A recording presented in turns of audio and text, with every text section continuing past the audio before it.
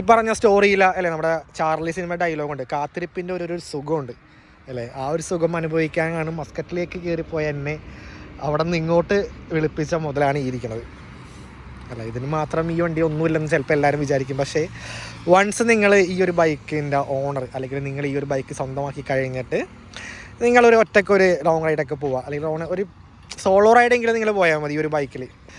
നിങ്ങൾ ഒന്ന് ഓടിച്ചു കഴിഞ്ഞാൽ ഡെഫിനറ്റ്ലി നിങ്ങളിതിൻ്റെ ഒരു എന്താ പറയുക, ഈ ഒരു ഡ്രഗിന് അഡിക്റ്റായി കഴിഞ്ഞ് പിന്നെ നിങ്ങൾക്കൊരു തിരിച്ചു വരവ് ഉണ്ടാവില്ല ഇതിനകത്തുനിന്നപ്പുറത്തേക്ക്. ചിലപ്പോൾ നിങ്ങൾ വേറെ ബൈക്ക് വാങ്ങിയാലും നിങ്ങളുടെ മൈൻഡിൽ അപ്പോഴും ഈ ഒരു സാധനം, ഇതിൻ്റെ ഫീൽ, ഇതിൻ്റെ ഒരു പവർ, ഇതെല്ലാം തന്നെ ഉണ്ടാവും. ബെറ്റ് വെച്ചോ. അലമാലകളാടിയുലഞ്ഞൊരു കടലായി ഞാനരികെ അന്നാദ്യം കേട്ടു പ്രണയം മൃദുപല്ലവിയായി. ആരോ പറഞ്ഞു ഞാൻ കണ്ടതുരാക്കരമാണെന്നാരോ പറഞ്ഞു. ഏഴഴകും കൊണ്ടെഴുതിയതെല്ലാം മഴവില്ല് വിരിഞ്ഞതുപോലെ ആരോ പറഞ്ഞു.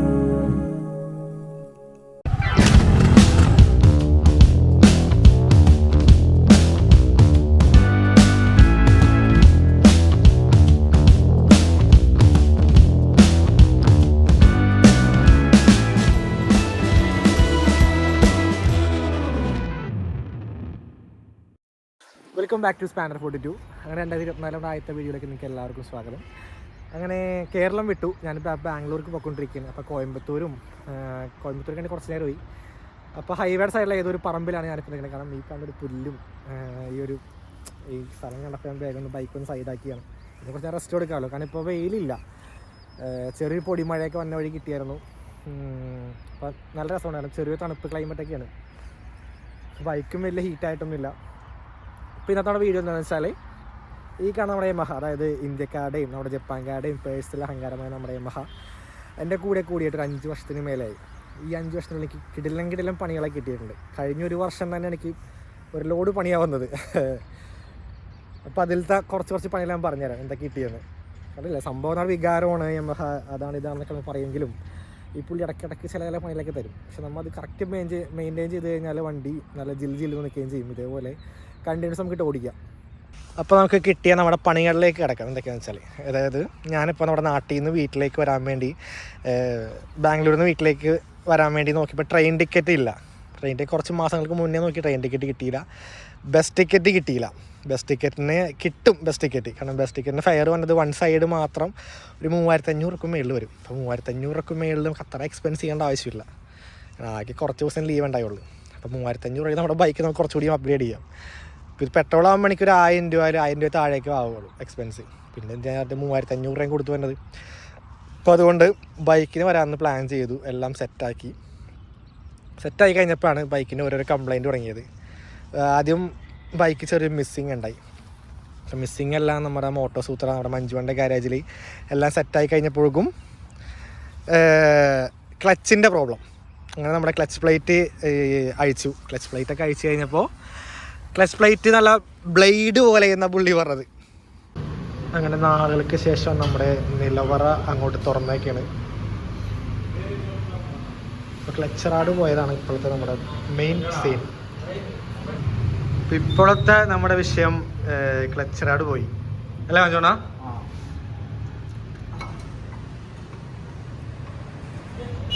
ഇപ്പൊ ക്ലച്ച് റാഡ് ഇല്ലെങ്കിൽ എന്ത് പറ്റും?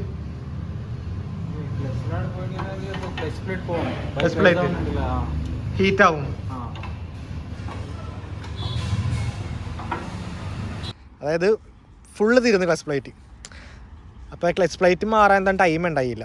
പിന്നെ അതുകൊണ്ട് നമ്മൾ ക്ലച്ച് റോഡ് മാത്രം മാറ്റി. അപ്പോൾ ക്ലച്ച് പ്ലേറ്റ് ഇപ്പോഴും നല്ല കിടിലം ബ്ലേഡായിട്ട് തന്നെ ഇരിക്കണം, ചെന്നിട്ട് വേണം മാറ്റാൻ.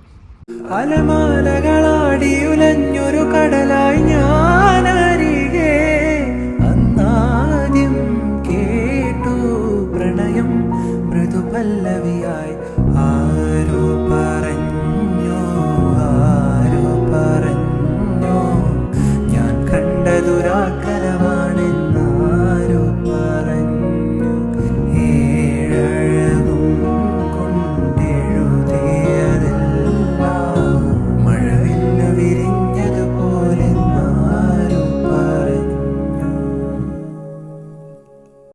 വണ്ടി, അതായത് ഞാൻ 22-ാം തീയതി ആണ് എനിക്ക് ലീവ് കിട്ടിയത്. 22-ാം തീയതി രാത്രി ഞാൻ വർക്ക്ഷോപ്പിൽ മോട്ടോർ സൂത്രയിൽ വണ്ടിയെല്ലാം പണിത് എല്ലാം സെറ്റാക്കി ക്ലച്ചൊക്കെ ലോഡ് ചെയ്ത്, കാരണം ആ ഒരു ബ്ലേഡ് ക്ലച്ച് പ്ലേറ്റ് തന്നെ നമ്മുടെ വണ്ടിയൊക്കെ ലോഡ് ചെയ്ത് സെറ്റാക്കിയിട്ട് ഞാൻ ഓടിച്ചു നോക്കി.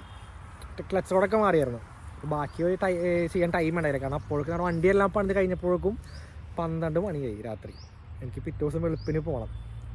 അപ്പോൾ അത്രയും ക്ഷമയോടിരുന്ന് എൻ്റെ വണ്ടിയെല്ലാം പണിത് സെറ്റാക്കി തന്നു. കാരണം ക്ലച്ച് പ്ലേറ്റ് മറന്നു നിന്നില്ല, കാരണം പിന്നെയും ടൈം വൈകും. അപ്പോൾ എനിക്കും ഉറങ്ങണം, പിന്നെ ലേറ്റ് ആവും.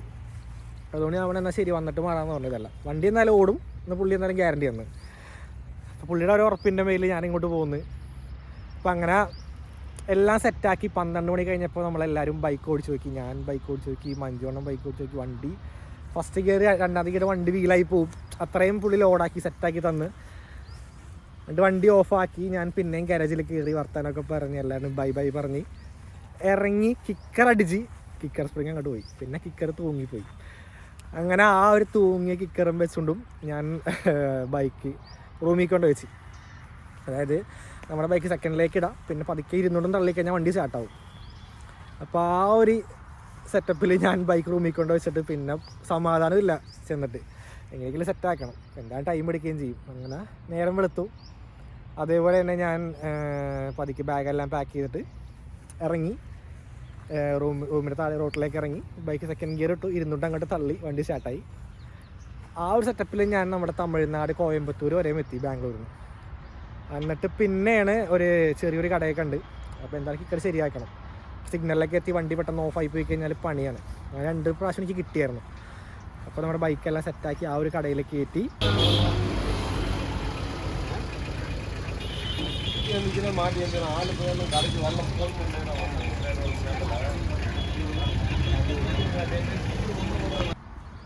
ബൈക്ക് പണിത്. അപ്പോൾ പാക്കിങ്, അതായത് നമ്മുടെ ക്ലച്ച് പ്ലേറ്റിൻ്റെ ആ ഒരു കിക്കറിൻ്റെ പ്ലേറ്റിൻ്റെ എൻജിൻ്റെ ആ ഒരു കേസിൻ്റെ അവിടെ തന്നെ പാക്കിങ്. പിന്നെ പുള്ളി കുറച്ച് ഓയിൽ എനിക്ക് ഒഴിച്ച് തന്ന്, ഓയിൽ കുറവാന്ന് പറഞ്ഞിട്ട്. പിന്നെ കിക്കർ സ്പ്രിങ്, ഇതിന് 3നും കൂടി പുള്ളി 780 രൂപ വാങ്ങിയിട്ടുണ്ടായിരുന്നു. അത് ഏത് കണക്കാണെന്ന് എനിക്ക് ഇപ്പോഴും മനസ്സിലായിട്ടില്ല. ഞാൻ പിന്നെ ചോദിക്കാനും പോയില്ല. വെറുതെ കിടന്ന് കണ്ട സ്ഥലത്ത് പോയി ആൾക്കാരെ കിടന്ന് ഇടേണ്ടി വരും. അപ്പോൾ അതുകൊണ്ട് ഓക്കെ ശരിയാണെന്ന് പറഞ്ഞ് ഞാൻ ആ പൈസയും കൊടുത്തോടെ വേഗം സ്കിപ്പായി. പിന്നെ നമ്മൾ ബാക്കിലത്തെ ബ്രേക്ക് ഷൂ മുതൽ ചെയിൻ സ്പോക്കറ്റ്, പിന്നെ നമ്മുടെ OLC ഉണ്ട് 2 സൈഡും. ഒരു സൈഡ് പൊട്ടിയിട്ടുള്ളൂ, അപ്പോൾ 2 സൈഡ് മാറ്റും. OLC കോൺസെപ്റ്റ്, പിന്നെ എന്തായാലും ഒരു ബുഷ് ഇടണം ഷോക്കിൽ, കാരണം അല്ലെങ്കിൽ പൊടി കണ്ട് ഇപ്പോഴേ തന്നെ പൊടി കയറി തുടങ്ങിയ. അപ്പോൾ എന്തായാലും ബുഷ് ഇടണം. പിന്നെ വേറെ പണികളൊന്നുമില്ല. പിന്നെ ക്ലച്ച് പ്ലേറ്റ് മാറാം. അപ്പോൾ അങ്ങനത്തെ കുറച്ച് പണികളൊക്കെ ഉണ്ട്. ഇതെല്ലാം ചെന്നിട്ട് വേണം സെറ്റ് ചെയ്യാൻ. പിന്നെ ലാസ്റ്റ് ആയപ്പോൾ നമ്മുടെ കാലിപ്പറൊന്നും മാറിയായിരുന്നു, അതിലൊരു 3000 രൂപയായി. പിന്നെ വേറെ കുഴപ്പമൊന്നുമില്ല, വണ്ടി സെറ്റാണ്. പിന്നെ ഈ പറഞ്ഞ പമ്പുകൾ മാറി അടിക്കുമ്പോൾ ഉള്ള മിസ്സിങ് മാത്രമേ ഉള്ളൂ. ആകെ ഞാൻ നമ്മുടെ വീട്ടിൽ നിന്ന് ഇങ്ങോട്ട് വരുമ്പോൾ ഒരു 3 പമ്പിൽ കയറേണ്ട ആവശ്യം വരുള്ളൂ. അപ്പോഴേക്കും വണ്ടി ബാംഗ്ലൂർ എത്തും. പിന്നെ ബാഗ് ഉള്ളതുകൊണ്ട് ബാക്ക് പെയിനും അത്രയും ഇപ്പില്ല. അല്ലെങ്കിൽ നമുക്ക് ഭയങ്കര ഇറിറ്റേഷൻ ആയിരിക്കും ഇത്രയും ലോങ് ഇങ്ങനെ വരുമ്പോൾ. അപ്പോൾ നമ്മുടെ ലൊക്കേഷനൊന്നും മാറ്റി പിടിച്ചായിരുന്നു. കാരണം ഇപ്പോൾ ഞാൻ നിൽക്കണ ഈ ഒരു സ്ഥലം, അതാണ് ഹൈവേ. ഈ ഒരു സ്ഥലം നമ്മുടെ കൃഷ്ണഗിരിയുടെ കൃഷ്ണഗിരി എന്ന് പറഞ്ഞ സ്ഥലത്തിൻ്റെ അടുത്തുള്ള സ്ഥലമാണ് ഇപ്പോൾ ഞാൻ നിൽക്കുന്നത്, ഈ ഒരു സ്ഥലം. അപ്പോൾ നമ്മുടെ ഈ ഒരു മുതലിനെ കുറിച്ചാണ് അവിടെ വെച്ച് പറഞ്ഞുകൊണ്ടിരുന്നത്. അപ്പോൾ 2023 കഴിഞ്ഞ ആ ഒരു വർഷം അല്ലേ, നമ്മളെല്ലാവരും സ്റ്റോറി ഇട്ട് 2023 നമ്മൾ പല കാര്യങ്ങളും പഠിപ്പിച്ചു. അങ്ങനെ കുറേ സ്റ്റോറി ഞാൻ കണ്ടായിരുന്നു പലരുടെയും. എന്നെയും അത് കുറേ കാര്യങ്ങൾ പഠിപ്പിച്ചു. കഴിഞ്ഞ ആ ഒരു വർഷം ഞാനും ഈ ഒരു ബൈക്കും തമ്മിലുള്ള ബന്ധം എന്താണെന്ന് പറയും ആ ഒരു വർഷമാണ് എന്നെ കറക്റ്റ് പഠിപ്പിച്ചു തന്നത്, അല്ലെങ്കിൽ മനസ്സിലാക്കിയത് കുറച്ചുകൂടി. കാരണം ഈ ഒരു സാധനം ഒരു മോട്ടോർ സൈക്കിള് അല്ലെങ്കിൽ എന്താ പറയുക ഒരു എൻജിനുള്ള ഒരു വസ്തു, പെട്രോൾ ഒഴിച്ചാൽ ഓടുന്നൊരു വസ്തു എന്നതിലപ്പുറത്തേക്ക് ഒരു സുഹൃത്തെന്ന് പറയണോ അല്ലെങ്കിൽ എന്താണ് എനിക്ക് ഇപ്പോഴും മനസ്സിലായിട്ടില്ല ഞങ്ങൾ തമ്മിലുള്ള ആ ഒരു കണക്ഷൻ. സംഭവം ഇതിൽ വേറെ ഒന്നുമില്ല. ഒരു 96 മോഡൽ ഒരു ബൈക്ക്, അന്നത്തെ ഒരു ക്ലാസിക് ബൈക്ക്, ഒരു 2 സ്ട്രോക്ക് വണ്ടി, ഏത് നിമിഷവും കംപ്ലൈൻ്റ് ആവും. കാരണം ഇപ്പോൾ വന്ന വഴി തന്നെ ഞാൻ പെട്രോൾ അടിച്ചുകൊണ്ട് എനിക്കൊരു മിസ്സിങ് വന്നു തുടങ്ങി. അപ്പോൾ ഇനി എങ്ങനെയെങ്കിലും നമ്മുടെ മോട്ടോർ സൂട്ട് നമ്മുടെ ഗാരേജ് എത്തിക്കണം. രാത്രി ആയാലും ചിലപ്പോൾ ഞാൻ നാളെ കയറ്റും ലേറ്റ് ആവുകയാണെങ്കിൽ, കാരണം ബൈക്ക് ഇപ്പോൾ മിസ്സിങ് ആയി തുടങ്ങി. അങ്ങനെ പല പ്രശ്നങ്ങളും ഈ ഒരു ബൈക്കിനുണ്ട്. പക്ഷെ എന്നിട്ടും ഈ ഒരു സാധനം എന്നെ മറ്റേ കാന്തം പോലെയൊക്കെ ആകർഷിക്കൂല നമ്മളെ. ആ ഒരു രീതിയിലാണ് ഇപ്പോഴും എന്നെ പൊയ്ക്കൊണ്ടിരിക്കുന്നത്. ഈ ഒരു മുതലിൻ്റെ അല്ലേ ഞാനും ഈ ഒരു സാധനം തമ്മിലുള്ള ഒരു ആകർഷണം അല്ലെങ്കിൽ ഒരു അട്രാക്ഷൻ, ഒരു കണക്ഷൻ എൻ്റെ ചെറിയൊരു എക്സാമ്പിൾ ഉണ്ട്, അത് ഞാൻ പറഞ്ഞുതരാം. കഴിഞ്ഞ കൊല്ലമാണ് ഞാൻ നമ്മുടെ മസ്കറ്റിൽ നിന്ന് തിരിച്ചെത്തിയത്. അതായത് പോയിട്ട് 1 വർഷം തികച്ചില്ല, 11 മാസമായി ഉള്ളൂ. അതിന് മുന്നേ ഞാൻ ഇങ്ങോട്ട് പോകുന്നു. അതിൻ്റെ ഒരു മെയിൻ കാര്യമാണ് എഴുതിയിരിക്കണ നമ്മുടെ ഈ ഒരു ബൈക്ക്. ഞാൻ അതായത് എൻ്റെ റൂമിൽ എൻ്റെ തലയുടെ മേളിൽ ഞാൻ ഒരു വീഡിയോയിൽ പറഞ്ഞിട്ടുണ്ട് ഈ ഒരു കാര്യം. എൻ്റെ തലയുടെ മേളിൽ ഞാൻ നമ്മുടെ ഈ ഒരു ബൈക്കിൻ്റെ ഒരു ഫോട്ടോ ഒട്ടിച്ചായിരുന്നു. ആ ഒരു ഫോട്ടോ ഒട്ടിച്ച പിന്നെ എനിക്ക് മര്യാദയ്ക്ക് ഞാൻ ഉറങ്ങിയിട്ടില്ല.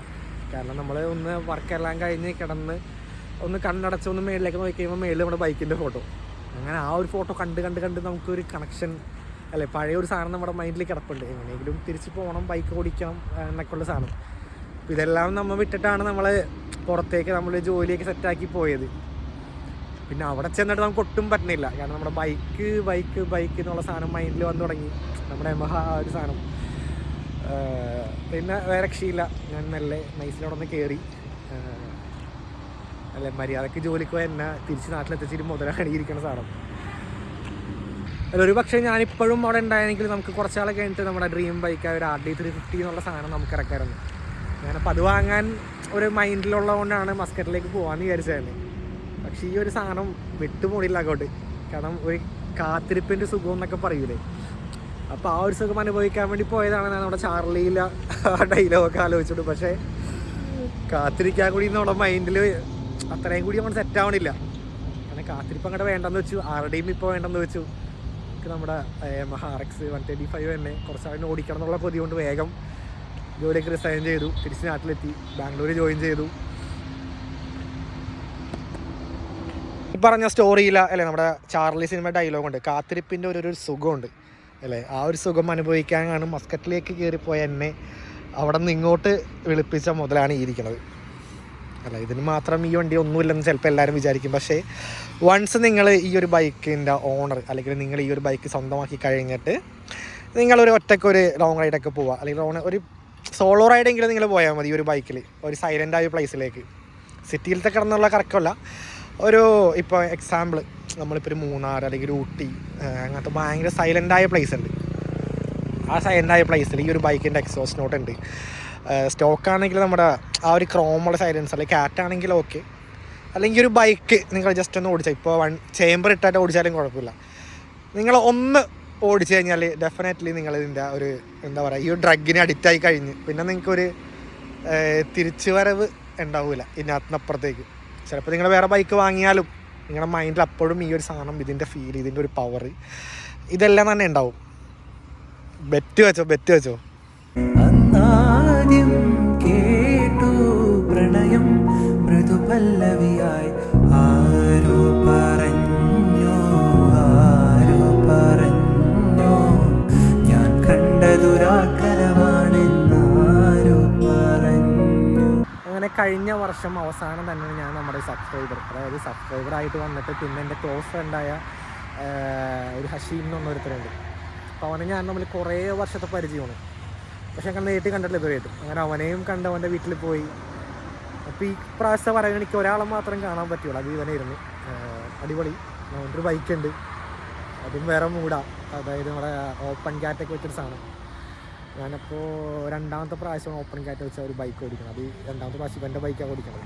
അത് 100 അടിപൊളിയാണ്, നല്ല സൗണ്ടൊക്കെയാണ് അതിന്. അപ്പോൾ ഞങ്ങൾ ജസ്റ്റ് ഒന്ന് ആ വടക്കാഞ്ചേരിയിൽ അവൻ്റെ വീട്, വടക്കാഞ്ചേരിയിലേക്ക് ഒന്ന് കറങ്ങിയിട്ട് തിരിച്ച് വന്നു.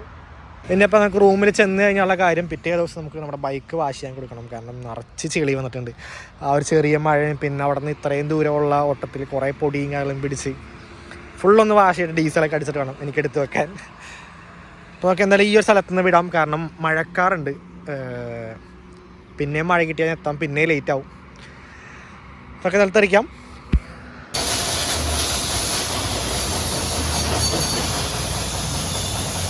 ഫൈനലി ഹോം സ്വീറ്റ് ഹോം, നമ്മുടെ സ്വന്തം ഗാരേജ് എത്തിയിട്ടുണ്ട്. അപ്പോൾ രാത്രി എത്തിയപ്പോൾ ഏകദേശം ഒരു 9:30 മണി കഴിഞ്ഞു. കാരണം ഹൊസൂർ എത്തുന്നതിന് മുന്നേ, അതായത് കർണാടക ബോർഡർ ഹൊസൂർ എത്തുന്നതിന് മുന്നേ നല്ലൊരു കിടിലം മഴ കിട്ടി. പിന്നെ ലാപ്ടോപ്പും നമ്മുടെ എല്ലാ ഡ്രസ്സും ഉള്ളതുകൊണ്ട് തന്നെ കുറച്ചൊക്കെ കയറി നിന്നു. എത്തിയപ്പോൾ ലേറ്റായി.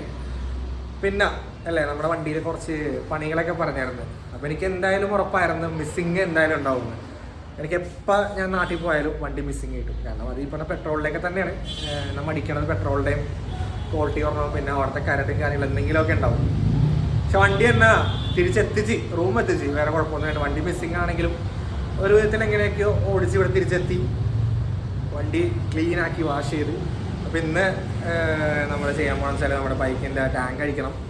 ടാങ്ക് എന്താ ലൈസൻസ് ക്ലീൻ ചെയ്യും, കാർബറേറ്റർ ക്ലീൻ ചെയ്ത വണ്ടി മറ്റേ പിന്നെ ജിൽ നിൽക്കും.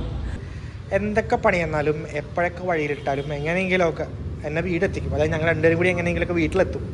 മറ്റേ എഴുന്നിട്ടാണെങ്കിലും വീട്ടിൽ വരും, എൻ്റെ പുള്ളി എത്തിക്കും സേഫായിട്ട്. അപ്പോൾ still I love you Yamaha. അപ്പോൾ നമ്മുടെ വീഡിയോ എത്തുള്ളൂ. വീഡിയോ ഇഷ്ടം ലൈക്ക് ചെയ്യുക, സബ്സ്ക്രൈബ് ചെയ്യുക, ബെല്ലൈക്കൺ അമർത്താം. അപ്പോൾ നമുക്ക് ഇതേപോലത്തെ യാത്ര വിശേഷങ്ങൾ ഇവിടെ നമുക്ക് വീണ്ടും കാണാം. ഇതൊരു കാര്യം, ഈ പ്രാവശ്യത്തെ പെട്രോൾ എക്സ്പെൻസും ഏകദേശം മണിക്കൂർ 1200 ആ റേഞ്ച് ആയുള്ളൂ. പിന്നെ ഓയിൽ പിന്നെ വേറെ, അപ്പോൾ അത്രയും ആയുള്ളൂ പെട്രോള്. അപ്പോൾ അതിൽ ഞാൻ പിന്നെ ഹാപ്പിയാണ്. എനിക്ക് എന്താണെന്നറിയില്ല.